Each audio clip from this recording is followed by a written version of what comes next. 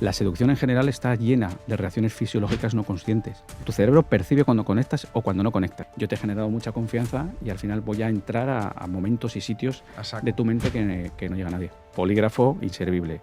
El que se toca la nariz cuando hablas porque miente. Mentira. En cualquier tipo de negociación, pero en cualquiera, creo que una de las cosas más importantes es el no mentir. La mayor parte de las personas que piensan que tomas decisiones racionales, yo le desmonto todo eso en un segundo. Las emociones no son reacciones per se, son construcciones. Si entre el 1 y 3% de la población es psicópata, si nos vamos a CEOs, políticos y tal, hasta el 15%. Es bueno tener un psicópata en ciertos puestos y en ciertos momentos o a tu lado. Pero todos convivimos con psicópatas. O sea, tú date cuenta que de cada 100 personas que tú conoces, 3 son psicópatas.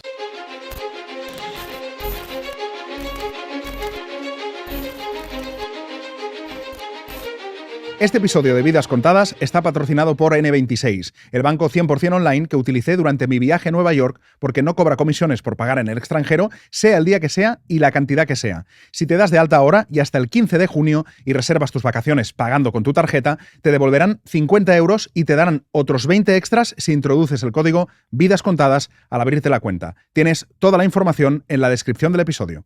Juanma, ¿cómo estás?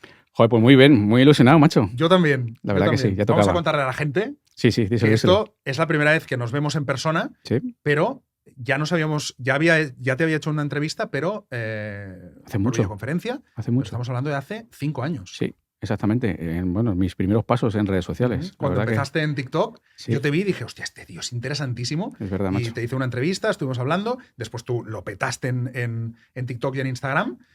Y tú lo que haces es, bueno, tú eres guardia civil, eso para empezar, eres policía, pero has estado formado por el FBI. Eso es. Y lo que haces es lenguaje no verbal, ¿no? Sí, comunicación en general, pero un gran porcentaje de comunicación no consciente y comunicación no verbal. Uh-huh. ¿Qué es la comunicación no verbal?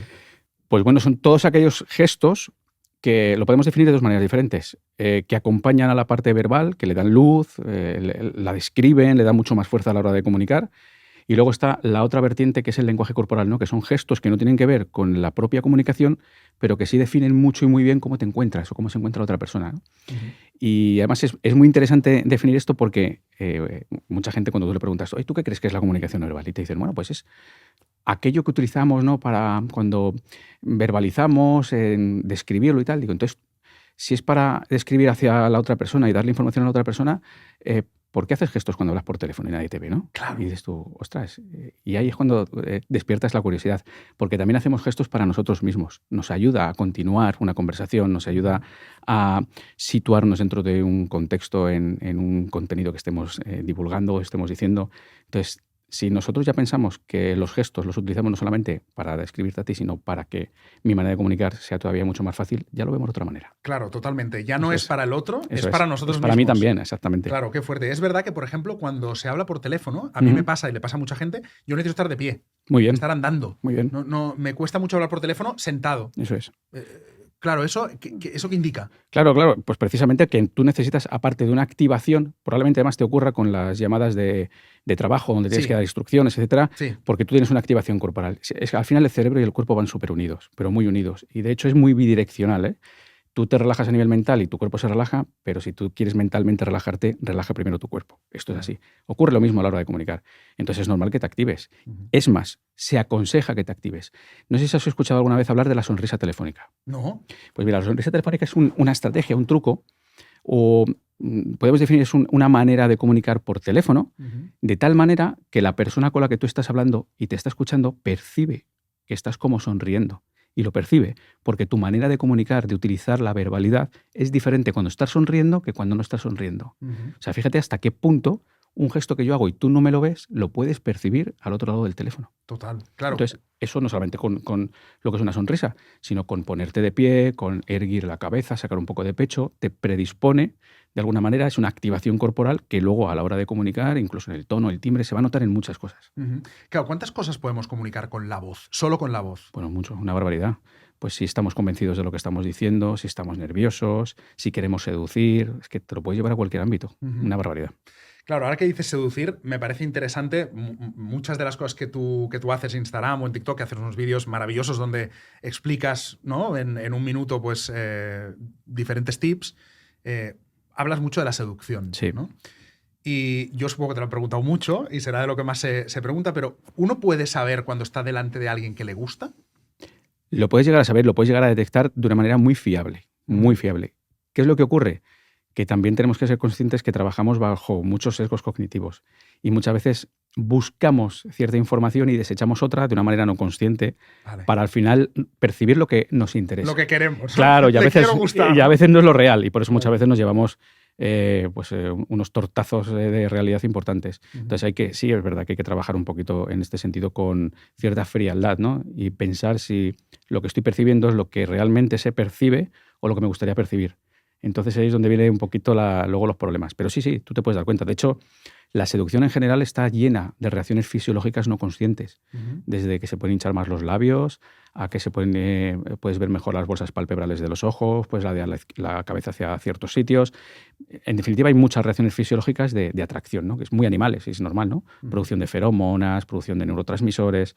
Y al final lo vamos a percibir. Pero aparte es inevitable, ¿no? Sí, completamente. Pero claro, uno no puede decir, voy a intentar no... Claro, al final se te va, ¿no? Completamente inevitable. Es una parte del cerebro muy profunda, muy animal, que no podemos controlar, ¿no? Y eso está bien que no lo podamos controlar porque de alguna manera nos ayuda, aunque pensemos que no, nos ayuda muchas veces a establecer conexiones que de otra manera no lo haríamos. Claro. Yo he hecho un curso tuyo, estuve en un curso que fue espectacular, la verdad, donde enseñabas muchas de estas cosas. Y me llamó mucho la atención una cosa que dijiste en el curso, que es que dijiste que en el fondo todos casi por intuición ya tenemos un poco de detector. Sí, ¿no? Uno ya sabe cuando alguien está cómodo con él, si le está gustando la conversación, si te están mintiendo, lo intuyes, ¿no? Claro, es que estamos diseñados para ello. O sea, al fin y al cabo, todos los mamíferos e incluso algunas aves en el cerebro poseen neuronas espejo, ¿no? Que es una de las bases de todo esto. Las neuronas espejo lo que hacen es que leen inconscientemente o leen de una manera muy profunda el lenguaje corporal de los demás, sin yo ser consciente de qué está ocurriendo. Entonces, ¿para qué ocurre todo esto? Pues ocurre para que mi cerebro, o la parte más primitiva del cerebro, la que me va a poner a salvo, esté leyendo continuamente las señales que hay en el exterior, que pueden ser negativas o muy positivas. Es decir, nos vamos a la supervivencia o nos vamos a la seducción, ¿no? Al final a procrear de alguna manera. Entonces, mi cerebro está siempre activando, está leyendo en todos los sitios. Si tú te tocas la nariz, mi cerebro va a interpretar qué es lo que significa tocarse la nariz. Si tú te alejas, mi cerebro va a percibir que tú hay algo negativo que hace que te alejes. Entonces, todo eso al final nos hace unos grandes detectores. ¿Qué es lo que ocurre? Pues que estamos muy sometidos a prejuicios, al ir en piloto automático. Y muchas veces no es que no hagamos caso a estas señales, pero prácticamente hay otras señales mucho más potentes, mucho más cognitivas, que se van a sobreponer. Exactamente. Entonces, nos hacen un flaco favor en ese sentido, porque algunas veces hay que dejarse llevar por esa sintonía o no que percibes con otra persona. Pero sí, de manera, digamos, casi universal, somos grandes detectores de muchas cosas. Claro, por eso pasa. A veces uno acaba una conversación con alguien de trabajo tal y dices, el caso es que no me da buena espina y no sabes por qué, ¿no? O al revés, que hay alguien que lo acabas de conocer y sales y dices, hostia, me encanta esta persona y no sé por qué, ¿no? Porque conectas o no conectas. Claro. Entonces tu cerebro percibe cuando conectas o cuando no conectas. Mira, hay un estudio de Alexander Todorov que es alucinante, macho, porque resulta que lo único que te proponen es, te voy a enseñar 3 rostros, 3 personas, ¿vale? Y en décimas de segundo tienes que decidir a cuál de estas 3 personas le dejarías una maleta con las cosas más importantes de tu vida. Pero tiene que ser muy automático, muy de lo que sientas. Décimas de segundo. Muy instintivo, ¿no? Muy instintivo. Claro, lo curioso es que prácticamente todo el mundo elige a la misma persona. Wow. A la misma. ¿Por qué eligen a la misma persona? Porque tu cerebro discrimina a aquellos que le pueden dar problemas, porque sean personas como muy negativas o peligrosas, o todo lo contrario, que serían capaces de olvidarse la maleta o regalársela a alguien, o si alguien se la quiere robar, pues toma, llévatela. Yeah. Se van a la parte más neutra. ¿Por qué ocurre esto? Porque la amígdala se activa o no se activa dependiendo no rasgos faciales, pero sí lo que dice tu rostro. Si frunces más el ceño, es una persona como más contundente, como muy masculinizada y más, digamos, predispuesta a la lucha, grandes mandíbulas, fruncimiento de mirada más tal, directamente el cerebro va a decir, a esta no se la voy a dejar porque lo mismo no me la devuelve. Vale. Si es una persona con unas cejas muy elevadas, con un rostro como mucho más cándido y amable, a lo mejor tampoco porque es capaz de que alguien te la quite. Yeah. Sin embargo, no vamos a ir al neutro. Y nuestro cerebro solo percibe directamente y tomamos decisiones directamente simplemente con esto. Claro, pero entonces, claro, eso es muy interesante porque quiere decir que estamos buscando siempre para multitud de cosas la persona que no destaque, Claro. que sea más neutra posible, ¿no? Hombre, es lo suyo. De hecho, vamos, los que venimos del mundo militar, o sea, es lo que decimos siempre, cuando tú estás en las academias, estás en los sitios donde hay mucha gente, ni por arriba ni por abajo. Tienes que ser gris, absolutamente gris. ¿Por qué? Porque no vas a destacar ni por ser muy contundente ni por todo lo contrario. O sea, algo en este sentido, viene bien. Claro, es curioso porque el otro día yo hacía la reflexión, estaba pensando y veía mucha gente que lo peta ahora, ¿no? En YouTube y tal. Y pensaba, claro, es que en realidad la mayoría son como los frikis de la clase, ¿no? O sea, son la gente que es muy diferente, ¿no? No digo friki en peyorativo ni mucho menos, sí, ¿eh? sí. Todo lo contrario. Gente que se está ganando muy bien la vida o que está haciendo las cosas muy bien, pero sí que me doy cuenta de que son los que en el cole eran los frikis. O sea, el que es raro, el que tiene un punto muy histriónico, Sí. esos son los que destacan, porque el resto supongo que los vemos como algo muy diferente, ¿no? Que nos llama la atención. Sí, completamente diferente. Y de hecho, seguramente esté todo además muy extrapolado con una actividad cerebral muy diferente, ¿no? Que tengan además, si te das cuenta, hay muchas personas que destacan en redes sociales que tienen déficit de atención, hiperactividad, Asperger, etcétera. Luego al final es un funcionamiento del cerebro también muy diferente, ¿no? Y eso conlleva una característica que el resultado de todo lo que hacen a nosotros nos va a llamar la atención. Es curioso. Es muy curioso. Claro, cuéntame cómo es lo de formarse con el FBI, porque claro, a mí me suena como Sí, muy a película, Sí, ¿no? sí. ¿Cómo fue? O sea, ¿cómo es esa formación y qué te enseñaron? Pues mira, fue gracias al cuerpo policial en el que yo he estado durante tantos años y gracias a los Mossos, en primer lugar, porque coincidí con una negociadora en Molle del Vallès, aquí en el Instituto de Seguridad Pública de Cataluña, donde hice una formación de negociación de incidentes críticos, y ahí conocí a esta mujer que era una negociadora de habla hispana, era norteamericana evidentemente, pero hablaba castellano perfectamente, y era una persona que se dedicaba a negociar pues aquellas intervenciones, aquellas negociaciones complicadas de ciudadanos norteamericanos en países de habla hispana. Y bueno, pues una gran parte de la formación muy amplia la dio ella. Y yo a mí, o sea, aquello fue como despierta, o sea, alucinante. O sea, me abrió los ojos, vimos cosas muy diferentes. Yo recuerdo, por ejemplo, una de las preguntas que nos hizo al inicio es ¿qué es la parte más importante de la comunicación? Que todos empezábamos, ser no sé qué, hablar bien. No tenéis ni idea, nos dijo. La escucha es lo más importante de la comunicación, ¿no? Y yo en ese momento ya dije, aquí es una persona que además no solamente tiene un título, sino que ha negociado durante muchísimos años, ha manchado las botas de barro y te está diciendo que es la escucha. Vamos a escucharla a ella bien, ¿no? En este momento. Desde ese preciso momento a mí me cambia todo a la hora de lo que yo tenía entendido que era negociar y que era trabajar sobre personas, y es cuando me abre la mente. Entonces yo ahí directamente me acerco a ella, le digo que me encanta lo que hace, cómo lo hace. Casualmente ella vivía en Madrid, en la embajada de Estados Unidos, y entonces pues nos llevábamos bien, hablábamos de vez en cuando y había una relación fluida. Y luego pues a través de la embajada, a través del FBI, traemos a España un equipo de Mindhunter, es decir, de perfiladores del FBI, ¿no? Los Mindhunters de la época. Y nos dan una formación a un grupo pequeñito de policías. ¿Qué son perfiladores? Pues son los que a través del comportamiento o un hecho delictivo que tú observas en una escena, de lo que ocurre, cómo han tratado al cadáver, si lo han hecho más, menos, diferentes firmas que pueda haber, darle un pequeño atisbo de personalidad de ese autor, ¿no? De si puede ser hombre, si puede ser mujer, cuántos años puede tener, y llegas incluso a definir si vive solo, si tiene perros, si vive con sus padres. Es decir, esto se va. ¿En serio? ¿Por cómo ha matado? Sí, por estadística al final, sí, y por otros casos que se han visto antes, pues se hace un patrón de comportamiento que además va bastante acertado, ¿no? Yo recomiendo a los que nos estén viendo y escuchando que vean la serie Mindhunter, que es histórica, o sea, quiero decir, no es ciencia ficción, sino que está basado en hechos reales. Está absolutamente, y incluso, bueno, es espectacular la gente que sale porque es exactamente igual los criminales a los reales, o sea, es brillante. Y bueno, pues te ponen un poquito dentro de lo que puede ser una persona que ha podido cometer un delito. Hablamos de delito, pero que se puede perfilar en cualquier ámbito. Pues te va a definir mucho dónde puedes ir a buscar.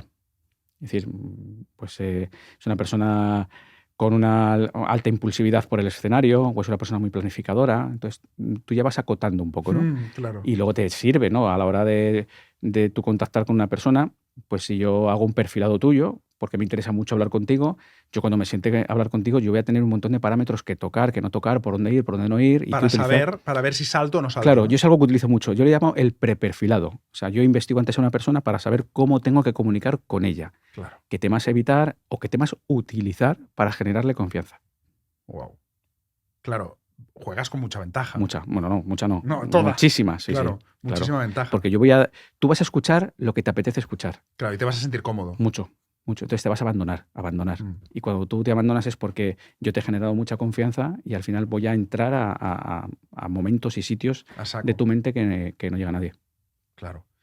¿Se puede saber por cómo es una escena de crimen si el autor ha sido hombre o mujer?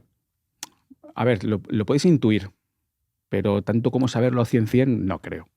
Siempre son estadísticas, siempre son porcentajes, ¿no?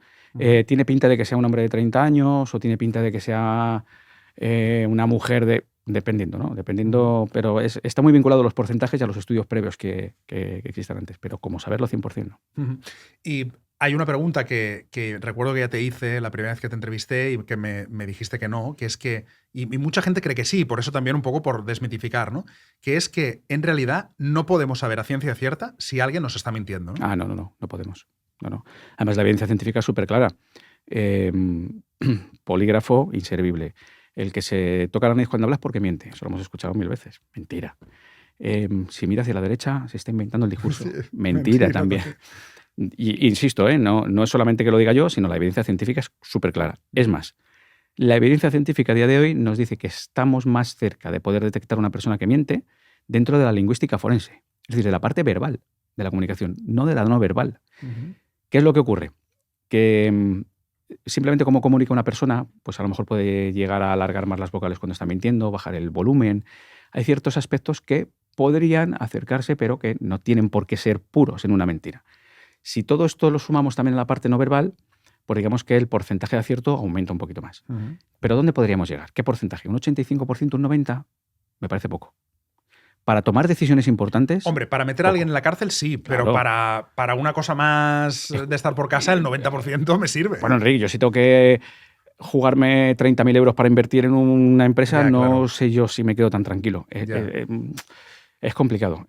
Pero claro, cuando a nosotros nos interesa detectar una mentira es porque el tema es importante. Claro. Si hay un pequeño 10% de error, a mí me tensaría mucho. Claro. Entonces... Ahora que dices esto, recuerdo que me parece que salió en el curso salió esta pregunta que es, claro, tú, por ejemplo, si tú te vas a jugar a póker, hombre, tienes las de ganar, ¿no? No, qué va. Mira, de hecho, un compañero mío de comunicación no verbal hizo una tesis sobre el póker y la comunicación no verbal y no llegó a ningún resultado por una razón contundente. Y es que a nivel profesional, él lo hace a nivel profesional, ¿vale? A nivel muy profesional, los jugadores de póker son muy conscientes de qué es lo que hacen cuando cogen una buena mano, cuando cogen una mala mano, cuando tienen alguna cosa importante. Entonces, ¿qué es lo que hacen? Cuando tú lo ves, gorros, gafas, o sea, se ponen de todo para que no se les vea. Pero hemos llegado a ver incluso que cuando coges una mano y independientemente lo hacen un poco de manera aleatoria, empiezan a hacer cosas. ¿Por qué? Porque si tú estás un poco entrenado, tú no sabes. O sea, yo voy a intentar tapar cualquier tipo de reacción que yo tenga real con un montón de reacciones que yo estoy impostando para que tú no sepas cuál es cuál. Claro. Luego no puedes hacer prácticamente nada. O sea, hacen un teatro espectacular. Eso es. Ahora, a nivel usuario, a nivel gente que no sabe mucho, pues si eres un poco fino te puedes dar cuenta de que algo ocurre. Es decir, con el tiempo y conociendo al jugador, ya puedes ir generando una línea base de yo creo que le ha entrado bueno, yo creo que le ha entrado malo, porque se ha repetido varias veces un patrón. Pero es muy probable que haya un cambio de actitud corporal cuando ocurre algo, ¿no? Si no lo tienes esto en mucha consideración. Entonces sí podrías hacerlo, pero a estos niveles. Vamos a volver a la negociación, que es una cosa que a mí me parece apasionante, ¿no? Sí. Porque al final una persona que a lo mejor tiene rehenes o que tiene una bomba y tú eres la persona que tiene que ir allí y hablar con esa persona. Claro, ¿qué es lo más importante en una negociación? La escucha. Escucharlo. Sí. Claro, pero esa persona quiere cosas sí. que no le puedes dar, ¿no? Bueno. En películas, quiero un helicóptero, un no sé qué. Tú sabes que no se lo puedes dar, pero tienes que convencerlo de que aún así salga, ¿no? Bueno, de que salga o de que vamos a hablar. O sea, en cualquier tipo de negociación, pero en cualquiera, ¿eh? O sea, ya no solamente a nivel policial, sino en cualquier ámbito. Creo que una de las cosas más importantes es el no mentir. Y eso es difícil. Si eres honesto y vas de una manera muy en abierto, tienes unas posibilidades enormes de que la otra persona te comprenda las cosas. Si también me pides 2 millones de euros, yo te digo, tú entiendes que yo no tengo 2 millones de euros ahora mismo. Sí, pero los tienes en el banco. Ya, pero en el banco están y eso tú sabes que hay que pedir autorización, que tarda tiempo en traerlo, que no sé cuántos. Y es verdad. Y tú sabes que cabe esa posibilidad, por lo tanto no va a haber ningún problema. Aunque te enfade y te jorobe que no se pueda cobrar ya, pero tú tienes que ser muy honesto. Entonces, para mí lo principal en cualquier tipo de negociación es preguntas abiertas. Hacerle partícipe de la solución. O sea, tú me estás pidiendo que te lo solucione, pero yo te voy a hacer partícipe de cuál podría ser la solución. ¿Tú qué opinas? ¿Dónde podríamos tener un nexo de unión tú y yo? En cualquier momento. Porque cuando tú ya eres partícipe de ello, lo ves de otra manera cuando sí que cierras un acuerdo. Te alías, ¿no? Exacto. Te alías. Los dos nos aliamos para llegar a un punto de acuerdo. Aunque tú y yo, los objetivos, y tengamos muchísimas diferencias. Pero al final es un win-win y trabajamos los dos para el win. Y eso, ya os digo, a nivel empresarial, a nivel personal incluso, es muy efectivo. Hacerle partícipe de todo esto. Y sobre todo escuchar. Porque normalmente en negociaciones complicadas los perfiles emocionales son muy altos. A mí no me conviene que tú tomes una decisión con un perfil emocional alto. ¿Cómo hago para que baje un perfil emocional? Te hago una pregunta abierta, tú hablas, yo genero escucha activa, tú al percibir que me interesa el tema sigues hablando y tu perfil baja. ¿Qué sería una pregunta abierta? Pues algo que no se conteste con un sí, con un no. Vale, algo que yo te tenga que explicar, ¿no? Eso es, sí. ¿Tú cómo crees que podríamos resolver este tema? Eso no es un sí, un no, un vale. Ya. Entrarías te hago pensar, trampo. te hago calmarte. Eso es. Y ahí ya bajas un poco el perfil Eso y ya es. no estás tan emocionalmente excitado, ¿no? Eso es. Y si yo además esa escucha activa, dentro de la escucha activa, trabajo mi lenguaje corporal y voy dando inputs de interés y de conexión emocional a lo que tú vas diciendo, tú todavía te vienes más arriba. Claro. Te pongo un ejemplo muy, muy claro. Tengo gente que me dices, mira, Juanma, es que entenderás que esta situación me estresa mucho. Yo te diría, fíjate en mis ojos, yo te diría, claro que te estresa, normal. Eso es un parpadeo emocional. Estás haciendo un parpadeo largo. Eso es. Ahí tus neuronas espejo lo que están leyendo es que a mí me interesa y que para mí es importante a nivel emocional. Y eso nos conecta. Y eso te da pie a continuar hablando. Eso es un arma. Claro, totalmente. Y eso me lleva a pensar que todo el mundo es emocional. Sí. O sea, que al final hay poca gente racional. Sí. De hecho, la mayor parte de las personas que piensan que tomas decisiones racionales, yo le desmonto todo eso, pero en un segundo. Esa era la siguiente pregunta. No tomamos decisiones racionales nunca, ¿verdad? No, de hecho, mira, no sé si conoces a Chris Voss, que es un ex agente del FBI, un ex negociador del FBI. En sus formaciones hace una dinámica que me parece magistral para darnos cuenta de que no negociamos de una manera lógica ni, digamos, no emocional. Él ofrece $10 a binomios, digamos, grupos de 2 personas. Vale. Le da $10 a uno y les dice, tenéis una sola oportunidad para entre los dos llegar a un acuerdo de dinero. Es decir, si llegáis a un acuerdo, os lo quedáis con lo que hayáis hecho, ¿vale? Pero os tenéis que asegurar al 100% de que la negociación es racional. No hay emociones por medio. Venga, vale. Y se ponen a trabajar. Dura 1 minuto la negociación. Entonces él va preguntando. Dice, bueno, ¿qué habéis hecho? Dice, sí, mira, hemos cerrado el acuerdo que 5 y 5. Ah, muy bien. ¿Y vosotros? Pues mira, nosotros hemos llegado a un acuerdo de 8 y 2. Ah, muy bien, está estupendo. Y así sucesivamente, ¿no? Entonces, cuando pregunta a todo el mundo, pues dice, bueno, que sepáis que nadie ha negociado a nivel racional. Nadie. Por una sencilla razón. Si tú sabes que la única posibilidad de que nos llevemos el dinero es que los dos estemos de acuerdo y os exijo que sea racional, la única posibilidad es 9-1. Ya está. Porque si yo soy racional y yo sé que tú vas a serlo, con que te ofrezca $1, tú tienes que aceptarlo porque si no, no nos llevamos nada a ninguno. El hecho de que tú ofrezcas 5 y 5 es por miedo, luego emoción. Si tú no aceptas otra cosa, yo te digo 1 y no aceptas, es por ego, emoción. Luego todo está cargado de emociones. Y además, voy más allá. Qué bueno, ¿eh? Antonio Damasio, un gran neurocientífico, en su publicación del error de Descartes, nos dice que se ha comprobado que personas que tienen una lesión en el lóbulo prefrontal dejan de jerarquizar la información, dejan de sentirla y son incapaces de tomar decisiones racionales porque no la pueden testar. No pueden ponerla, digamos, una información por encima o por debajo de otra, por importancia. Luego es completamente necesario el que cualquier tipo de información y de lo que ocurra a nosotros nos provoque un poquito de emoción para poder catalogarla y tomar, digamos, esa capacidad de evacuar una decisión racional, aunque realmente no lo sea. Claro, ahí qué importante entonces conocernos, ¿no? Y conocer Uf, nuestras emociones, claro, para saber cómo reaccionaremos, sobre todo en una negociación, sí, ya no te digo del FBI, sino sí, sí, con tu jefe, con tu mujer, sí, de decir, hostia, conocerse, porque al final sabes que vas a negociar emocionalmente, ¿no? Eso es. Y muy bien lo que estás diciendo, conocerse. Porque claro, cualquiera podría escucharnos y decir, pero bueno, si las emociones son universales, no hace falta conocerse. Yo ya sé cómo funciona el miedo, cómo funciona la alegría, cómo funciona la tristeza. No.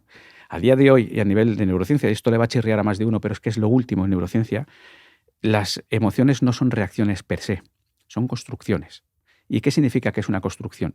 Es que yo puedo reaccionar a algo que sale por aquí con miedo igual que tú, pero tu experiencia con lo que acaba de salir aquí, que puede ser una iguana, Sí. es diferente a la mía. Ujú. Luego, nosotros vamos a reaccionar con miedo, pero tú a lo mejor más, yo menos, eso da igual. Y todo esto viene condicionado con la experiencia previa. Y no solamente con la experiencia previa, sino si alguien nos dice ahora, va a salir un reptil por cualquier lado, mi cerebro, que es predictivo, va a empezar a decir, un reptil, a mí una vez me mordió uno, a mí me dan asco. Tú dices, me encantan los reptiles, no me dan miedo. Luego, ante la percepción de un estímulo, tu miedo va a ser menor que el mío, simplemente por lo que yo he vivido, por mis prejuicios, etc. Luego ya estamos dándonos cuenta que las reacciones emocionales, que no las emociones, las reacciones emocionales no son reacciones como tal, sino construcciones de un cerebro predictivo.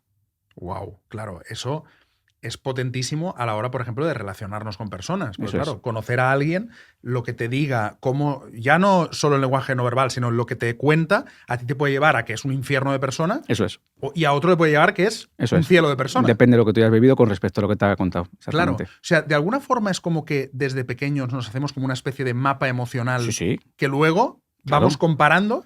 Claro, ¿no? Con es lo- que desde pequeños vamos llenando la mochila. Y ya no solamente desde pequeños, sino incluso los 7 primeros años son los más importantes, que es donde de alguna manera creamos la base emocional de todo lo que vamos a ser luego nosotros después, ¿no? Toda la epigenética, además, en esos años, ese ambiente, ese amor que nos dan nuestros padres, las relaciones, lo que nos va ocurriendo es súper importante. Luego también, ¿eh? Pero en esos primeros años más todavía. Claro, todas esas vivencias, todas esas experiencias, al final salen cuando nosotros volvemos a vivir un estímulo.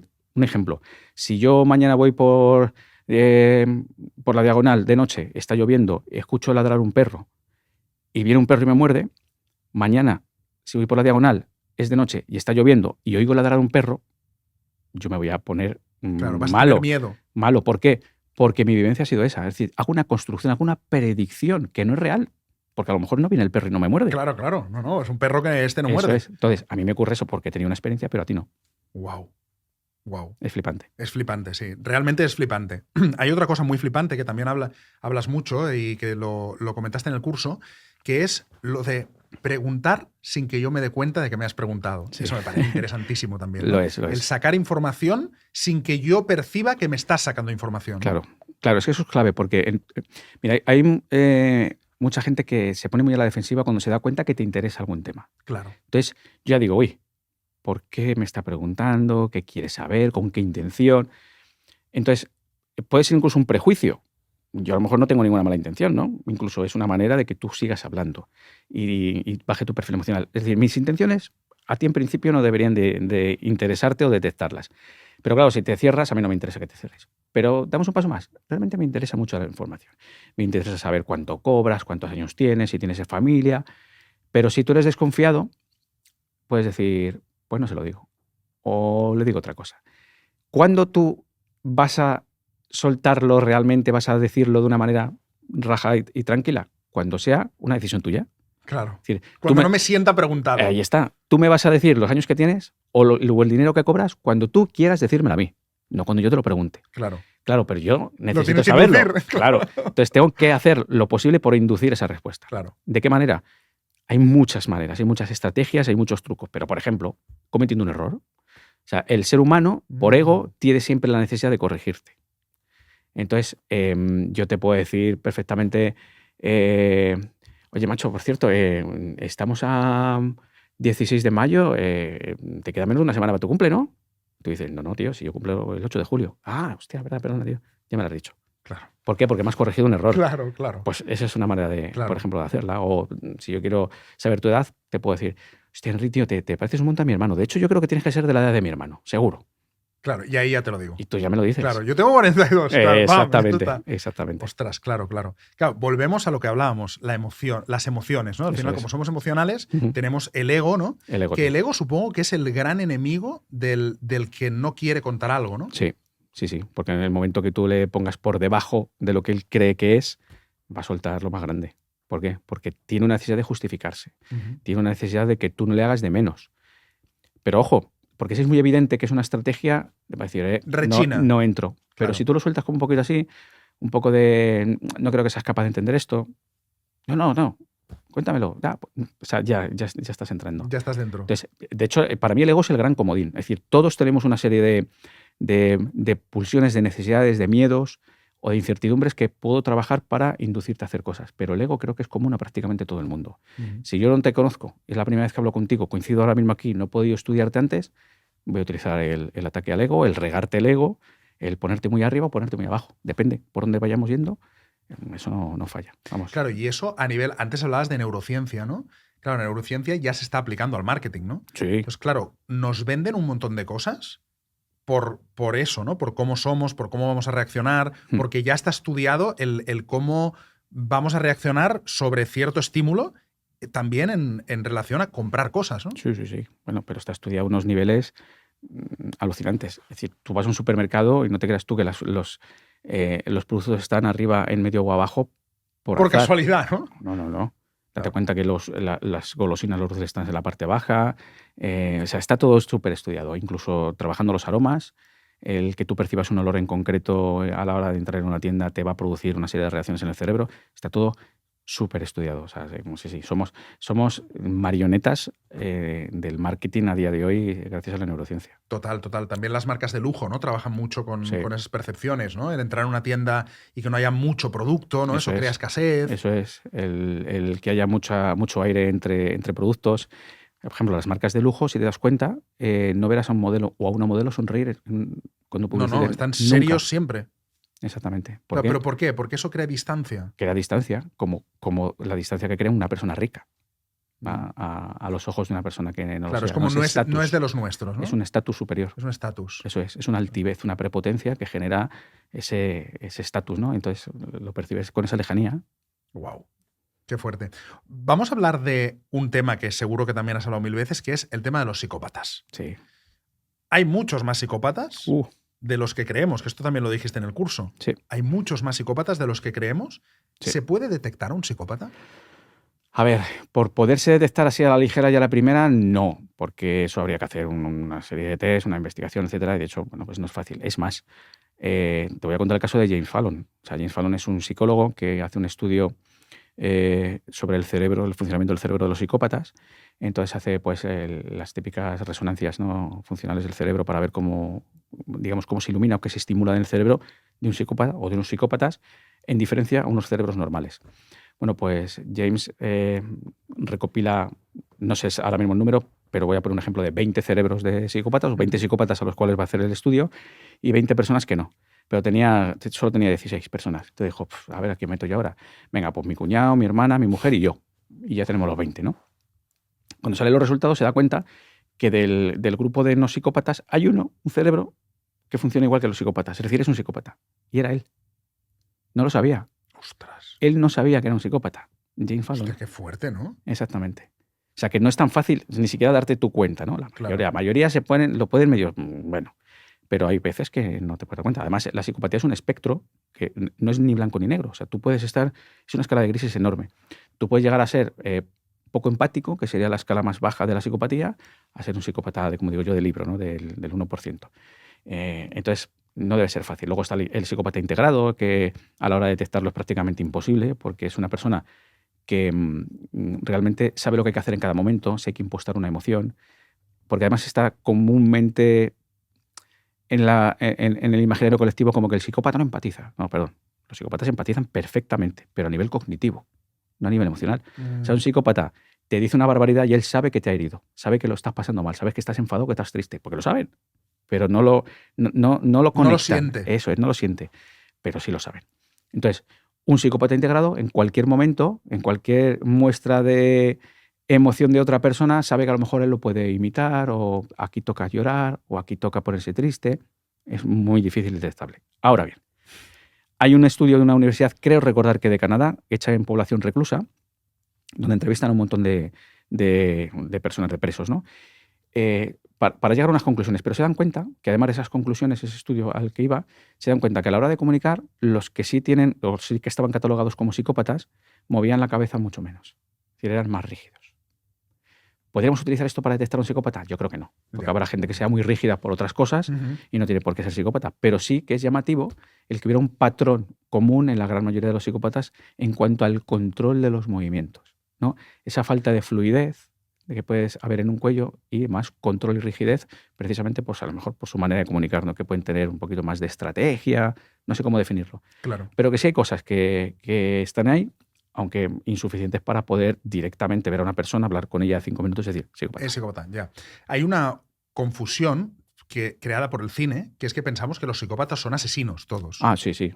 Y en realidad no, ¿no? Pues mira, si entre el 1 y 3% de la población es psicópata, somos 50 millones de personas en España, tú imagínate si ese porcentaje fueran todos asesinos. No, claro, sería pues complicado. Sí, yo no saldría a la calle. Entre el 1 y el 3 de personas son psicópatas. Son psicópatas. Entre la población normal. Si nos vamos a CEOs, políticos y tal, hasta el 15%. ¿Qué me dices? Sí, sí. O sea, las profesiones donde más psicópatas hay son altos directivos, CEOs, políticos, abogados. ¿Médicos? Médicos también, correcto. Claro, supongo que para abrir un corazón... Sí, pero no solamente por eso. O sea, no solamente porque existe una necesidad de no vinculación emocional, sino en muchas ocasiones, por ejemplo, te pongo un ejemplo, policías, bomberos, gente de emergencias sanitarias, tienen un perfil psicopático superior a la norma por la búsqueda de sensaciones. Les mola, les gusta, ¿vale? El estar cerca del riesgo, el estar cerca de la activación de la adrenalina, porque la búsqueda de sensaciones es más difícil encontrar esa sensación de adrenalina cuando tienes un perfil de psicopatía un poquito más alto que la población que no lo tiene. Entonces, puedes llegar, y te lo estoy diciendo un policía, ¿vale? Te puedes llegar a ese estado que no es ni bueno ni malo, ¿eh? De hecho, yo siempre he defendido que muchas veces es bueno tener un psicópata en ciertos puestos y en ciertos momentos o a tu lado. O sea, que Muy psicópata bueno. no tiene nada que ver con asesino. No. Vale. Claro que no, en absoluto. Lo que pasa es que si un asesino, además es psicópata, es muy buen asesino. Claro. O sea, simplemente es que no se va... O sea, va a ser más difícil pillarlo, ¿no? Eso es. Porque no tiene esa vinculación emocional. Eso Pero es. tú puedes vivir con un psicópata o... Sí. De hecho, todos convivimos con psicópatas. O sea, tú date cuenta que de cada 100 personas que tú conoces, 3 son psicópatas. Ya, claro, sí. Mínimo, ¿eh? Visto así. Claro. Por eso Ostras. digo, yo muchas veces doy clases por ahí. El otro día tuve un evento de unas 1000 personas en Madrid y se lo dije. Digo, si el 3% es psicópata, somos 1000, echad vuestros números. Tú imagínate 30 30 apuñalando. psicópatas en una sala, ¿eh? 30 apuñalando, madre mía. Ostras, pero eso yo creo que es una cosa que la gente no... O sea, que la gente lo tiene muy vinculado, ¿no? Psicópata, asesino. Pero eso es Hollywood, sí. Eso es por Claro. Hollywood. Eso por las películas. Sí. Y luego también, a niveles también de enfermedad mental, no solamente psicopatía, que es un trastorno de la personalidad, pero por la enfermedad mental siempre está asociado, por ejemplo, la esquizofrenia con alguien muy peligroso. Y no es así. Pero ¿qué es lo que pasa? Que cuando alguien hace algo y además es esquizofrénico, ¡pam!, te lo tildan. Y es que tenía una enfermedad mental, tenía un brote psicótico, no sé qué. Entonces, nosotros asociamos lo uno con lo otro y no tiene nada que ver. Sí, de hecho, la gente que tiene esquizofrenia lo pasa fatal. Son unos pobrecicos que lo pasan súper mal, que sufren mucho. Y yo tengo grandes amigos que se han tirado más de 10, 12 años trabajando con gente con enfermedad mental y no han tenido un problema en su vida. Ya. Juanma, ¿qué es lo más complicado que te has encontrado en tu carrera como policía y como negociador? ¿Qué es lo más complicado? Lo que has dicho, hostia, esto me voy a acordar toda la vida. Para mí lo más complicado ha sido trabajar temas con niños. Cuando hay niños vinculados. Yo hace muchos años pues, tuve que detener a un pedófilo y, en fin, lo que tienes que ver, lo que tienes que imaginar es horrible. Pero yo de manera particular, yo tengo una vinculación muy especial con el tema de haber sido padre y de mis hijos y la seguridad. Y me duele mucho el tema de los niños y me duele mucho el tema de los ancianos. Si te das cuenta, son perfiles siempre indefensos, exactamente. Sí. Entonces, más vulnerables. Me duele mucho las injusticias que se pueden cometer sobre personas que no pueden defenderse. Y me lo llevo al terreno personal. Eso es lo que más me ha costado. Yo cuando sacaba a mis hijos por el parque, yo estoy convencido que mi ojo derecho iba a uno y mi ojo izquierdo iba al otro, porque lo pasaba mal. Claro, eso supongo que a nivel de mensaje que le podemos dar a la gente que escucha el podcast, también a nivel de redes sociales, todo el tema de pedófilos y todo esto, creo que estamos en un momento como demasiado alegre de la gente compartiendo cosas de niños, ¿no? Sí. O sea, igual deberíamos ir con un poco más de cuidado de qué estamos compartiendo, porque hay influencers que yo conozco la cara de sus hijos. Sí. Entonces, igual que la conozco yo, la conoce toda España. Cualquiera, sí. Entonces, hostia, es un poco peligroso, ¿no? Lo de sacar a los niños. Pero incluso a nivel de seguridad. Mira, hoy mismo he visto una noticia de la hija de un CEO de criptomonedas, de una empresa de criptomonedas potente, que la estaban secuestrando, la intentaron secuestrar. Solo por seguridad, ¿vale? Si hablamos de tema de niños y de pedofilia, pues todavía más. Todavía más. Todavía más, tenemos que tener muchísimo cuidado. Y encima ahora, con el tema de las clonaciones, de la inteligencia artificial, de todo esto, a mí me da mucho miedo. Es que ya estamos en la época en la que me puede llegar un vídeo de mi hijo pidiéndome, por favor, pero perfectamente, con sus arrugas, sus verrugas y sus todo, pidiéndome cosas, y no es él. No, es tremendo. Mira, te voy a contar una cosa que ni la iba a contar, pero el otro día me dice un amigo, oye, ¿tú has hecho el anuncio de no sé qué? ¿Has puesto la voz en, no sé de qué era, un aparato, no me recuerdo? Y digo, no, que va. Me dice, pues te han clonado la voz. Me pasa el vídeo y, bueno, ahora te lo enseñaré. Eso que es mi voz. ¿En serio? O sea, han cogido mi voz y han hecho un anuncio de no sé qué en un de esto Instagram y digo, es que es mi voz, no es que se parezca, es que es mi voz. Es que es tu voz. Y digo, hostia puta. O sea, claro, hoy en día es eso, o sea, te puede llamar tu madre y decirte, oye, necesito que me hagas una transferencia, y no es tu madre. Y no es tu claro, madre. hoy en día, que esa es la siguiente pregunta que te iba a hacer, a nivel policial y a nivel de investigación, cada vez está más difícil lo de intentar, pues eso, que no te hackeen, que no te timen, ¿no? Sí, pero bueno, al final es culpa nuestra. Es decir, si a mí me timan, es culpa mía por la falta de seguridad. Yo no tengo que clicar en un enlace que no estoy completamente seguro que es algo positivo. A mí me llegan a diario, no te voy a exagerar, pero 20 o 30 correos de multas de tráfico, de que me han tocado premios, de que me han no sé cuánto, y algunas son muy buenas. Porque claro, a mí si me llega un mensaje de Amazon, es muy creíble, porque yo estoy todo el día pidiendo Amazon, es muy creíble. Claro. Y juegan mucho con los miedos, ¿no? Al final, una multa de tráfico, un radar, un certificado de la Hacienda, un no sé qué. Pero tenemos que... No, y que a veces te llega del mismo número del banco. Sí. Porque a mí me han llegado mensajes claro. del banco, que me habían llegado claves del banco, y de ahí en esos mensajes me pone clic aquí y tal, y era mentira. Eso es. Siguen la cadena de mensajes del propio banco. Claro, es muy difícil detectar esto. Tú imagínate una persona mayor. No. Y aparte, si tenemos que dar cualquier tipo de información, llamamos nosotros al banco y le damos la información. Pero si nos llaman a nosotros en la vida. Claro. En la vida. Y con el tema de la inteligencia artificial y de las clonaciones, yo lo tengo ya con mi familia y a todos mis allegados se lo digo, una palabra de seguridad. Uh-huh. Tú mañana me llamas y me dices, Juanma, tío, necesito 3.000 euros. Yo digo, ¿cuál es la palabra de seguridad? ¿Cuál es la palabra de seguridad? Pues esta, digo, vale. Y te creo. Porque si no, y la vamos a saber solamente tú y yo. Hostia, hemos llegado a ese punto ya. Sí. No, necesario absolutamente. Pero vamos, súper necesario. Porque ya llevamos muchos años con el tema de los secuestros virtuales, que ya no es que era la voz, ni siquiera siendo la voz de tu hijo, sino era un chaval joven que te decía, por favor, no aguanto. Y la gente entraba. Pues tú imagínate si tú reconoces la voz de tu hijo. No, claro, es que es imposible no hacerlo, pero o la voz de tu hijo o la voz del tío del banco, que te está diciendo, oye, dame la clave que tengo que arreglarte no sé qué, pum, ya está, ¿no? Y jugamos otra vez con la vulnerabilidad. A lo mejor a nosotros, que más o menos estamos en el mundo de las redes, pero esto se lo haces a mi madre. A mi madre le llama a mi hijo y abuela, por favor, y mi abuela vende lo que tenga que vender. Claro, sí, totalmente. Hostia, lo de la palabra de seguridad... Eso es muy bueno. Es bastante impresionante, pero es bueno, sí. Es una pena que tengamos que estar así, pero hay que hacerlo. Y yo de vez en cuando muchas veces jugueteo con ello. El otro día mi mujer estaba ronca y me llama y digo, un momento, esa voz es muy rara. Palabra de seguridad. Y pues es un juego, pero algo que se acuerde de la palabra de seguridad. Claro, es un juego, pero es una manera de que no se olvide. De que la recuerde, sí, porque a ver si algún día va a ser verdad y no se va a acordar de la palabra de seguridad. No, claro, ya sí, jolín. Sí. Oye, Juanma, ha sido un placer. Como siempre hablar contigo, tío. De verdad, me estaría horas hablando de estos temas que son súper interesantes y que además lo explicas fantásticamente bien. Y le recomiendo además a la gente que se apunte a tus cursos, porque de verdad que yo hice uno y me cambió la forma de ver muchas cosas. Hay muchos ejemplos de estos que das. El tema de la mirada a las 1000 yardas a mí me impresionó muchísimo, que es la gente que vuelve de una guerra o de un hecho muy traumático que tiene una mirada concreta. Eso me dio...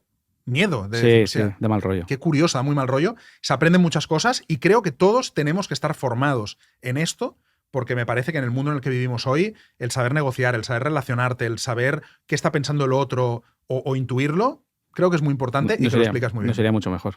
Pues muchas gracias, Enrique. Así que gracias por venir. Un placer. Un abrazo.